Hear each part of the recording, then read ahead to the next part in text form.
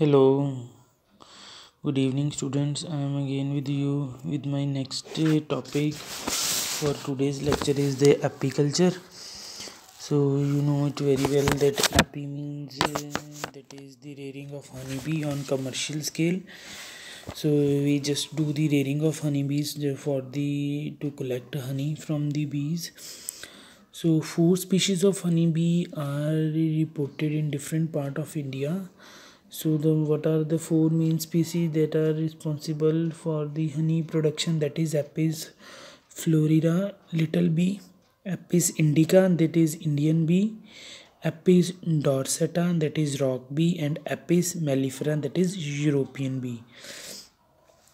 These are the main four species of honeybees that are reported in different parts of India.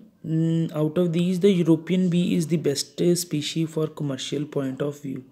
सबसे ज़्यादा जो हमारी commercial production के लिए कौन सी बेस्ट स्पीशीज़ है जो हमारे पास, वो कौन सी है? European B.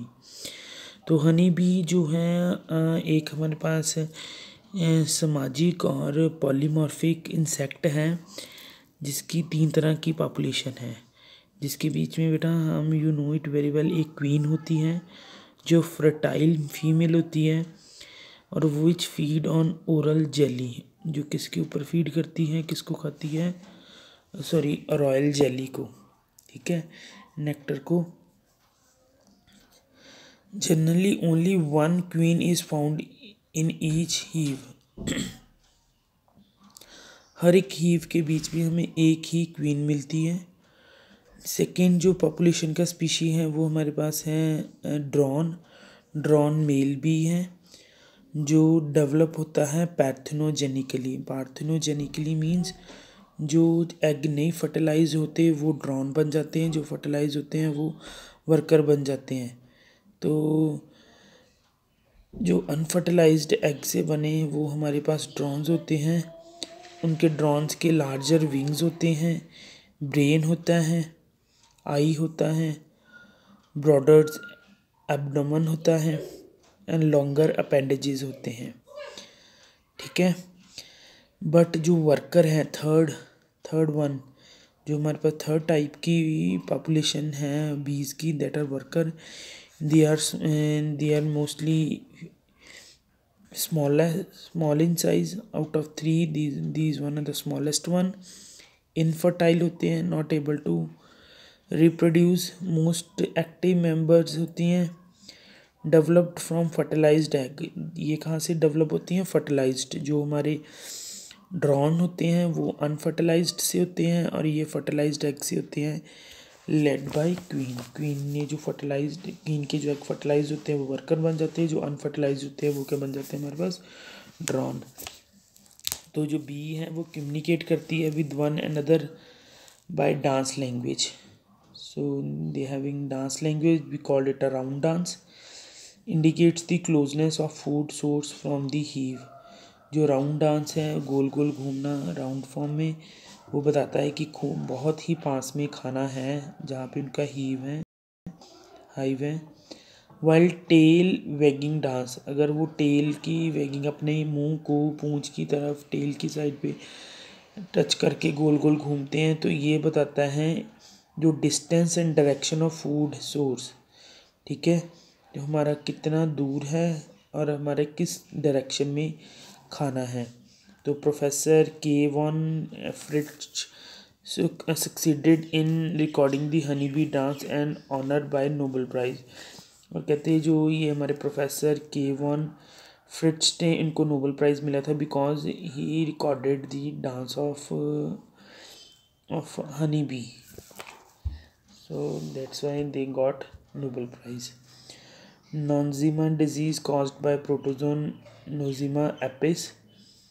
This one is the honeybee that cause Nosema disease. And chemical composition of honey having the different type of components like ash, enzymes and pigments, maltose, water, dextrose and levulose. All are having different percentage within the honey. Ash 1%, enzymes and pigments 2.21%, maltose 8.81%, water is 17.20%, dextrose 21.28%, and levulose is 38.9%. So next is the definition, that is honeybee is the rearing, care and management of honeybees for obtaining honey. हम इसमें हनी को उनकी care करते हैं, उनको पालते हैं, उनको प्रॉपर मैनेज करते हैं, उनकी सर्वाइवल को, कि हमें क्या मिल सके, हनी मिल सके. हमें क्या क्या मिलता है हनी बी की रेडिंग से? हनी मिलता है, वैक्स मिलता है, कुछ और सब्सटेंसेस भी मिलते हैं. ठीक है. Honey is a viscous. जो हनी होता है, शहद होता है, वो थोड़ा गाढ़ा होता है, स्वीट इन टेस्ट होता है, एरोमेटिक क्रिप्ट होता है. ठीक है. देन एरोमेटिक मतलब यू कैन से जैसे गुड लुकिंग, अट्रैक्टिव. एंड और ये हमारा कहाँ से मिलता है? हमें नेक्टर ऑफ फ्लावर से. ठीक है. कहाँ से मिलता है? Nectar of flower. तो इसको कौन कलेक्ट करता है? जो हनी बीज हैं, इसको फ्लावर से कलेक्ट करके मॉडिफाई करके इसको किस में चेंज कर देते हैं? एक केमिकली कॉन्सेंट्रेटेड लिक्विड में. जो कौन करता है? वर्कर बीज करते हैं. तो इसके बीच में हमने कॉम्पोजिशन पढ़ ही ली है कि हाउ मच परसेंट इसमें हमारे पास क्या होता है. वाटर है, शुगर है, मिनरल्स हैं, एंजाइम्स हैं, and even pollen grains are also present in honeybees. We call it a ash. Then common species हमारे पास we discussed earlier also in India are a 4 Apis florida, Apis dorsata, Apis indica, and Apis mellifera. Then these are there again we having 3 type of population. First of all, this population we have colonies of honeybee. Honeybees are social and polymorphic insect which live in colonies in nest. बेटा nest के बीच में, वो colonies के बीच में रहते होते हैं. इनकी प्रॉपर कॉलोनी फॉर्मेशन है. और हीव्स के बीच में. In a colony of Italian honeybee, there are about 200 to 300 drones, and 40,000 to 1 lakh workers होते हैं और एक queen होती है. In single colony, we have 200 to 300 drones, 40,000 to 1 lakh workers, and only one queen. And colony of honey has therefore 3 type of populations, or there are queen, she is the supreme bee. ये सबसे बड़ी supreme, सबसे बड़ी हमारे पास B होती है, मक्खी होती है कॉलोनी में, जो एक्टिविटीज़ करती है सारी हीव की. ठीक है.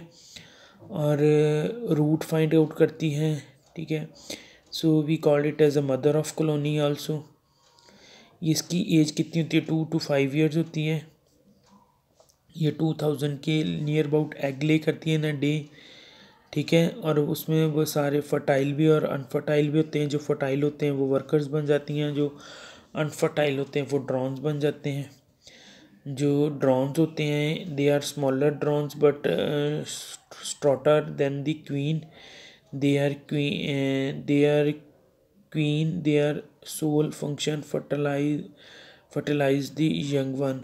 और ड्रोन्स का मेन काम क्या होता है? क्वीन को फर्टिलाइज करना, उसके एग को, और एग ले करने. क्लियर है. Then workers the most active member of colony. They all are females but can not reproduce. इनका लाइफ स्पैन 3 to 12 months होता है. ठीक है. First of the few of workers change with age. कुछ worker change हो जाती हैं age पर according to the age. During the first half their life workers engaged in indoor duties. पहले आधी लाइफ वो घर का ही काम करती हैं, जिसको हम इन सिंपल लैंग्वेज में बोल लें. फिर बाकी लाइफ के बाद after half of life they gone outside, they go outside for the other works, for the collection of nectar and other material for the colonies. This one is the structure of queen, drone and worker. We having three type of they all three have different structures and form. So then to obtain the quality of honey in the following point should be consider. अगर आपने हनी को extract करना है तो हमारे पास B heaves होनी चाहिए, proper होनी चाहिए, रेज्ड होनी चाहिए, उनका प्रॉपर साइज़ होना चाहिए, ठीक है। फिर द मेन थिंग की जो फूड सोर्स है नियर बाय बी हीव्स वो अवेलेबल हो, so that bee can collect their nectar easily. No need to go far away from the hives for in the search of their food. Then next is the apiary location. Apiary location is always be nearby the source or a pasture. It not should be more than 1 to 2 kilometers. Then honey flow in the season. To obtain large large amount of honey, apiary should be established at the location where there is abundant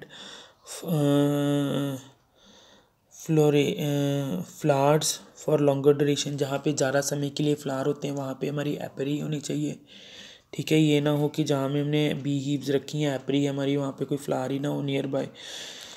तो so keep small distance between the apiary and the flowers, so they will help to collect nectar easily. They can collect their nectar to convert into honey, and the total time period during which the honey is collected nectar of pollen is called honey flow period. So what is honey flow period? It is the total time, पूरा समय जो लगता है हनी को nectar collect करने में pollen से, that is the honey flow period. Swarming is the part of the reproduction cycle in honey bees as young ones as a young bee is ready to take over the function of queen. जो हमारी young B होती है वो क्या बन जाती है, queen बन जाती है। और जो ओल्ड क्वीन होती है वो क्या बन जाती है, वो लीव कर देती है हीव को, ठीक है। वो और नई कॉलोनीज सर्च आउट करना शुरू कर देती हैं। This is called swarming.